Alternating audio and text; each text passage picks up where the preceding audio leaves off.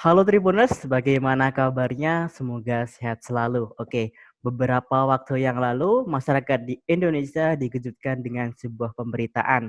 Pemberitaan ini terkait produk jamur enoki yang berasal dari Korea Selatan. Nah, disebut bahwa jamur ini terpapar dengan bakteri yang mematikan. Nah, bakteri apa itu? Sudah bergabung dengan kita dosen biologi dari Universitas 11 Maret Surakarta, Dr. Umi Fatmawati SPD MSI. Nah, halo Mbak Umi. Ya, ya, halo Mas. Nggih, selamat pagi. Selamat pagi Mbak. Boleh sapa dulu Mbak teman-teman Tribuners yang ada di rumah dulu Mbak. Nggih. Iya. Halo, Assalamualaikum warahmatullahi wabarakatuh. Waalaikumsalam warahmatullahi wabarakatuh. Untuk pemirsa, untuk pembaca Tribuners ya. Oke. Eh, Terima kasih untuk undangannya untuk pagi hari ini. Oke, sami-sami Mbak. Oke Mbak, langsung saja Mbak. Nah sebenarnya yang diberitakan di media itu terkait ada sebuah bakteri yang disebut berbahaya di jamur enoki asal Korea Selatan. Itu sebenarnya apa nih Mbak? Bakteri apa sih Mbak begitu Mbak? Yang lagi booming ya, nah beritanya di beberapa jam yang lalu mungkin ya bisa kita sebut ada kontaminasi bakteri berbahaya pada jamur enoki. Nah, jamur enoki sendiri kan di Indonesia ini kan juga baru kita kenal kan juga beberapa tahun belakangan ini ya Mas ya.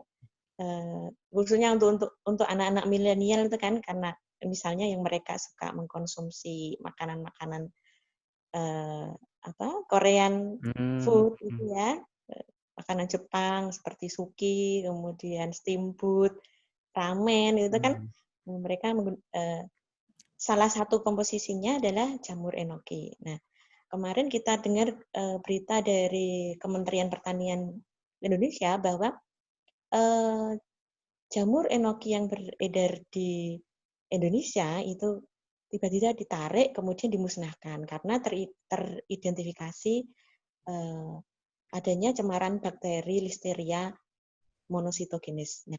Nah, sebenarnya apa sih bakteri Listeria itu? Nah, bakteri Listeria ini kalau kita lihat di dalam mikroskop itu bentuknya batang. Jadi bentuk bakteri itu macam-macam. Ada yang bulat, batang, ada yang bentuk koma, begitu ya. Ada yang rantai gitu. Tetapi untuk bakteri Listeria ini bentuknya batang. Kemudian dia tergolong ke dalam kelompok gram positif. Ya, kalau bakteri itu biasanya untuk pengklasifikasian atau pengelompokan besarnya itu apakah termasuk gram positif atau gram negatif gitu ya. Ini nanti kaitannya dengan bagaimana struktur dinding sel bakterinya. Okay. Dia termasuk ke dalam kelompok gram positif tadi. Ya, jadi kandungan dinding selnya itu lebih stabil, istilahnya begitu kalau secara awamnya. Gitu. Kemudian karakter yang lain, ini bakteri Listeria ini sifatnya fakultatif anaerob. Maksudnya fakultatif anaerob itu dia bisa hidup dalam oksigen, ketersediaan oksigen yang banyak seperti kita bernafas ya. Ini aerob jadi bisa hidup, tapi juga bisa hidup dalam jika kadar oksigen itu sedikit. Jadi misalnya di dalam kemasan plastik itu kan kadang kedap ya Mas ya, tidak ada oksigennya ya. Jamur dibungkus plastik itu kan kadang oksigennya sedikit. Nah, itu bisa jadi jamur bakteri yang ada di dalamnya, bakteri Listeria yang di dalamnya masih bisa hidup. Begitu. Nah, kemudian yang menarik dari bakteri Listeria ini dia itu beda dengan bakteri-bakteri lain karena pada suhu 0 derajat itu bisa tumbuh ya. Biasanya yang namanya bakteri itu seperti yang Masnya tahu apa bakteri E. coli gitu ya. E. coli ya. E. coli itu kalau di suhu misalnya makanan yang jatuh kemudian kita simpan di kulkas, jatuh itu nanti ada nempel bakteri E. coli. kita simpan di kulkas, bakteri E. coli itu tidak akan berkembang biak, jadi dia non aktif gitu ya, karena suhunya rendah. Gitu. Tapi kalau yang listeria ini ternyata disimpan di kulkas atau refrigerator itu dia masih bisa berkembang biak. Jadi ditahan suhu dingin. Gitu.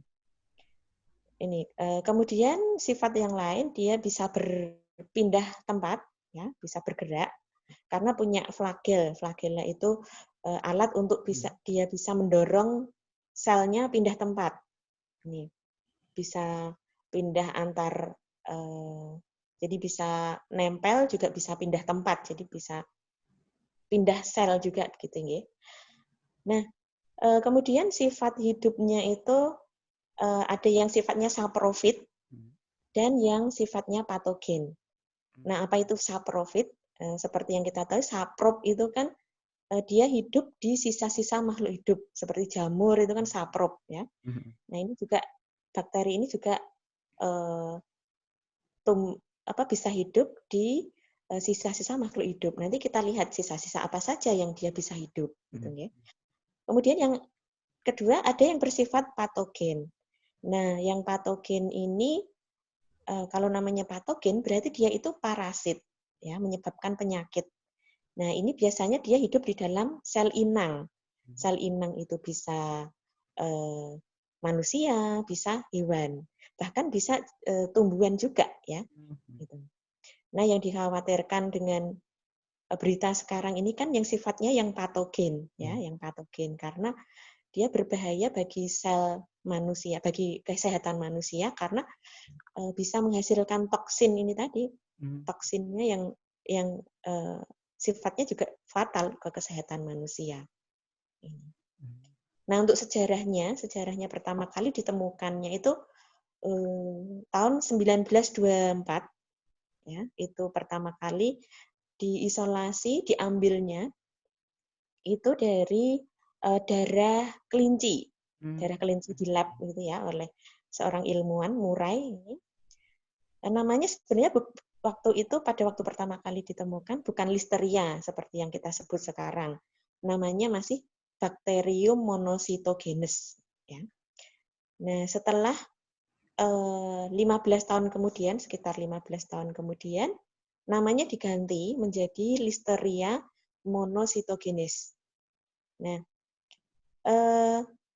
kenapa Listeria diganti menjadi Listeria? Ini sebenarnya dari kata lister. Lister itu dari nama seorang ilmuwan mikrobiologi ya, yang berkecimpung di bidang perbakterian itu namanya Joseph Lister ya. Jadi untuk menghormati seorang ilmuwan yang namanya Joseph Lister ini, maka digunakan jadi diabadikan namanya pada nama bakteri begitu. Nah, siapa Joseph Lister ini?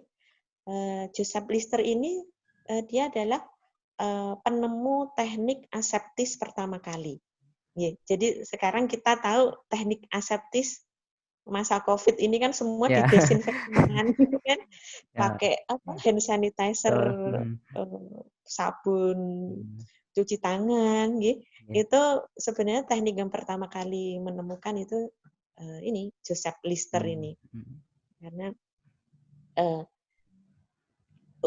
teknik aseptis ini kan pada dasarnya untuk menghilangkan atau merusak dinding sel mikroba, bisa bakteri maupun virus. Jadi kalau dikenai zat-zat kimia, ini zat-zat desinfektan maupun cairan antiseptik, itu kan bakteri atau virus itu bisa lisis, bisa rusak begitu. Jadi nanti akan mati begitu.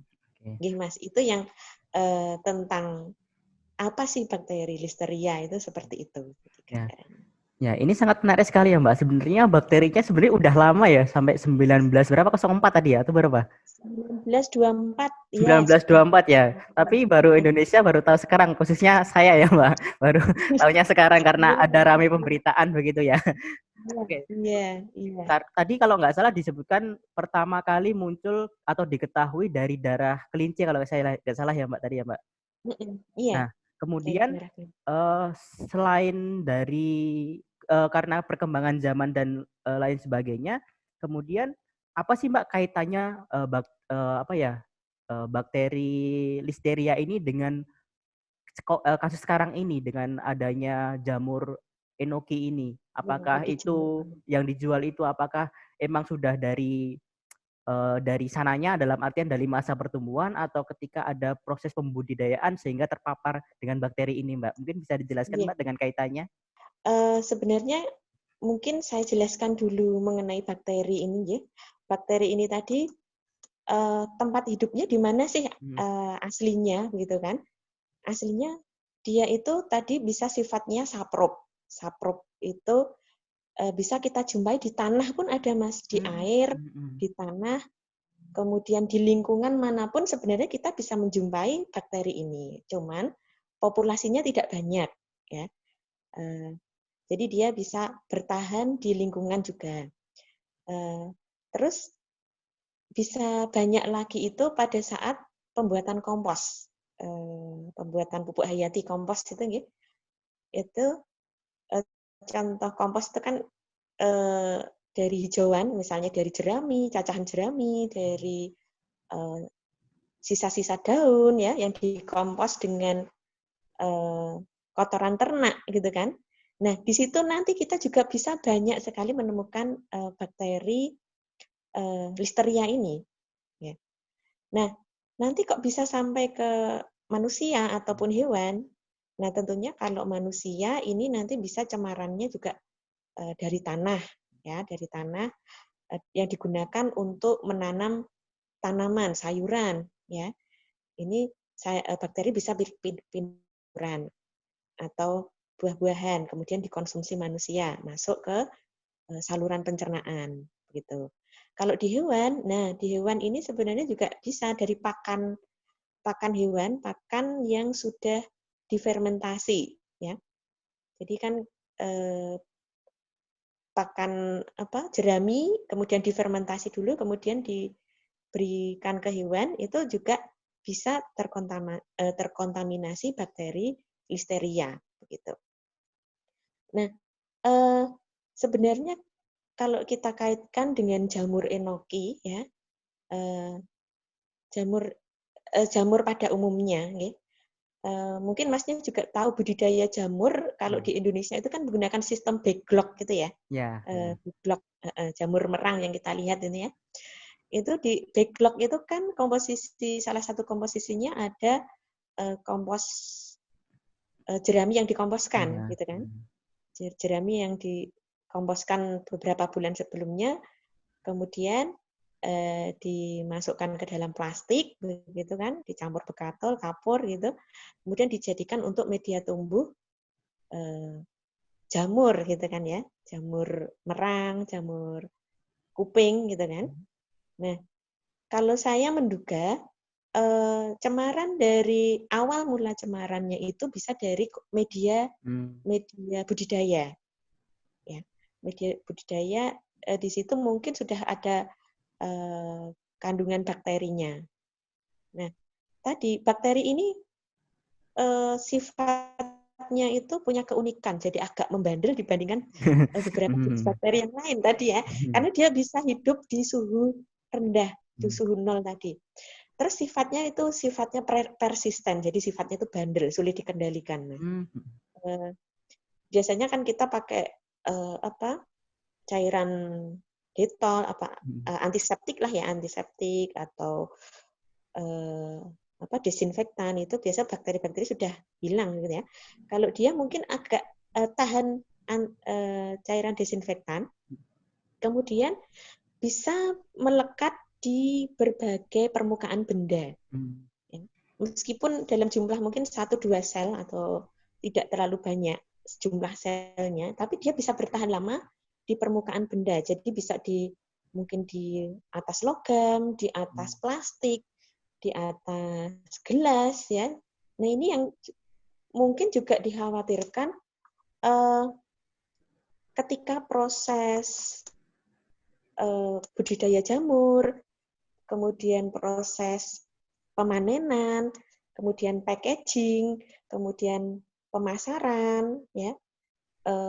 peletakan di retailnya, kemudian pengolahan di restoran, itu mungkin di tahap-tahapan itu juga ada cemaran bakteri listeria.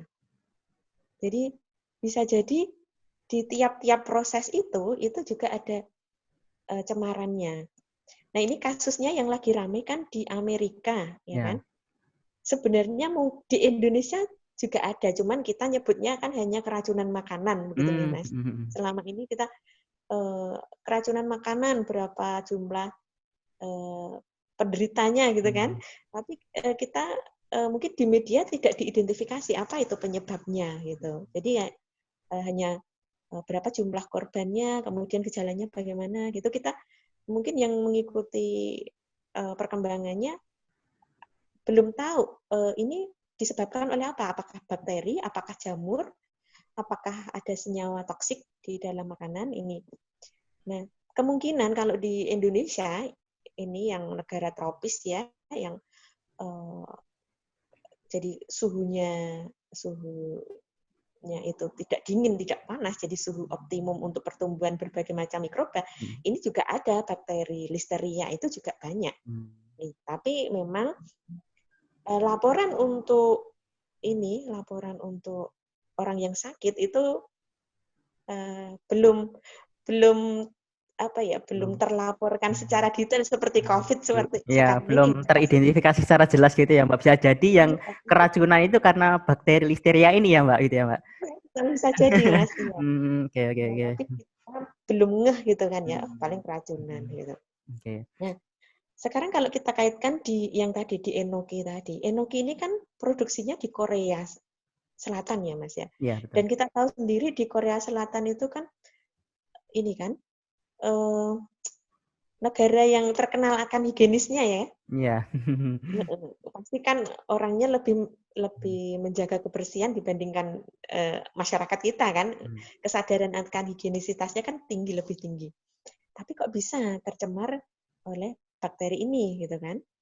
Nah, ternyata setelah dideteksi di uji lab memang ada kan cemarannya dan itu melebihi ambang batas. Di hasil pengujian dari Kementan pun juga menunjukkan bahwa populasinya tinggi gitu kan. Nah, ternyata ya tadi itu dia bisa tahan di suhu dingin. Kemungkinan pada waktu packaging, pada waktu transport itu kan menggunakan kontainer yang suhu dingin ya. Suhu dingin itu jadi dia bakterinya masih bisa berkembang biak.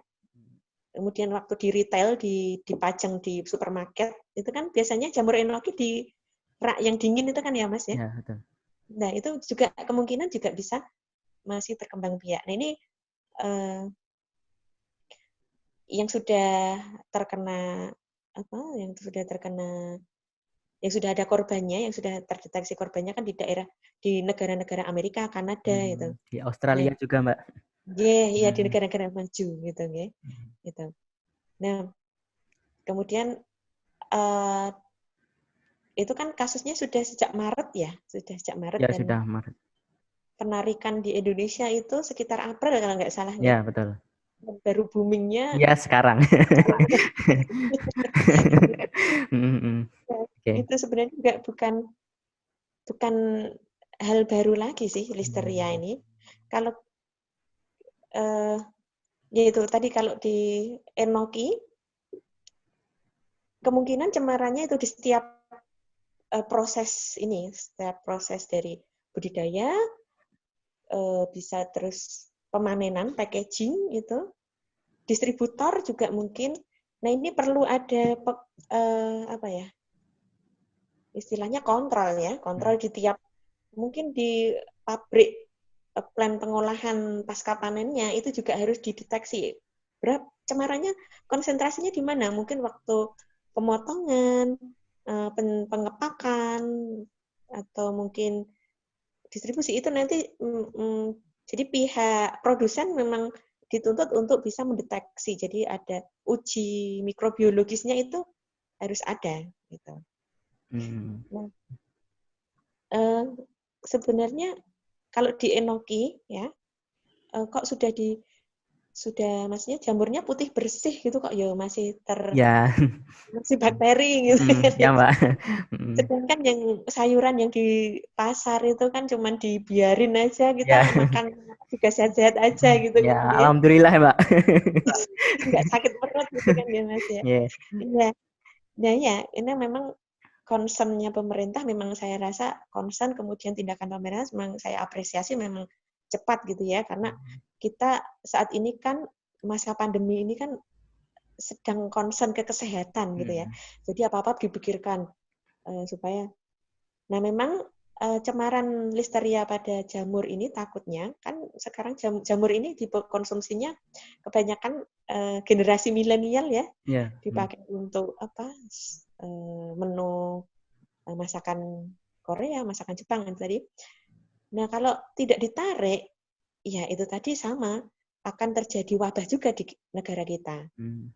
Kekhawatiran pemerintah ya nanti apa kalau tidak dibiarin aja kan dipanasin juga nggak masalah. Tapi kan kita harus mengedukasi masyarakat supaya tahu ini loh bahayanya. Bahayanya itu yang menjadi bahaya kalau kita mengkonsumsi. Mungkin kalau orang sehat tidak masalah ya, tidak. Tapi yang ada kelompok rentannya juga. Kelompok rentan yang kalau mengkonsumsi jamur ini juga bisa fatal, terutama untuk ibu hamil. Ya, untuk ibu hamil ini, ibu hamil yang usia kandungannya mungkin udah masuk trimester 2, 3 itu ya. Jadi ukuran janinnya sudah besar, itu bisa mengakibatkan ini tadi apa? Abortus atau keguguran ya. Itu bisa. Kemudian juga bisa menyebabkan penyakit meningitis karena bakteri Listeria ini bisa menghasilkan toksin yang bisa merusak otak. Ini jadi merusak saraf. Jadi untuk orang-orang yang istilahnya komorbid penyakit saraf itu juga sangat berisiko dengan adanya infeksi bakteri ini. Nah, kemudian yang menarik di jamur enoki kok ya banyak gitu. Ini ternyata di jamur enoki ini mengandung asam amino yang sifatnya gurih sebagai penggurih makanan gitu ya. Kan kita tahu di pasaran itu kan ada kaldu jamur gitu ya Mas, Ya, pengganti betul. MSG gitu kan. Nah, itu dia punya kandungan asam glutamat yang tinggi. Nah, jamur terutama kelompok jamur-jamuran ini kan kandungan asam glutamatnya tinggi. Nah, ternyata asam glutamat ini bisa memicu bakteri Listeria yang tadinya tidak patogen menjadi patogen. Nah, itu yang berbahaya di situ. Yang sifatnya, jadi senyawa asam glutamat ini bisa memantik sifat jahatnya bakteri gitu. Yang tadinya. Jadi memicu.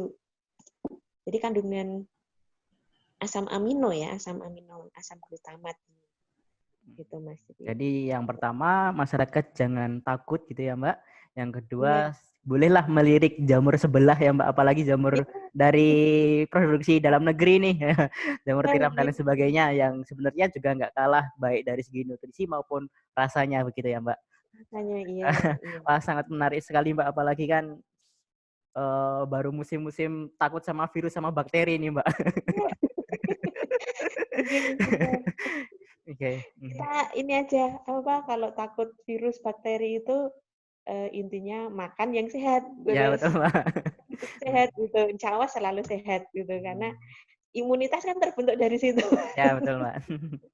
Kalau tidak stres gitu. Yeah. Itu yang penting ya Mbak. Jangan Jangan stres dan selalu berbahagia gitu ya Mbak. Selalu bahagia. Yang meningkatkan imunitas. Iya, Oke. makanya. Oke, Mbak Umi, dosen biologi Universitas 11 Maret Surakarta, terima kasih banyak atas waktunya Mbak. Semoga yang sedikit ini bisa mengedukasi masyarakat dan tidak takut terhadap bakteri karena kita sudah mengenal baik sifatnya, kemudian bagaimana cara bisa mematikannya begitu ya Mbak. Iya.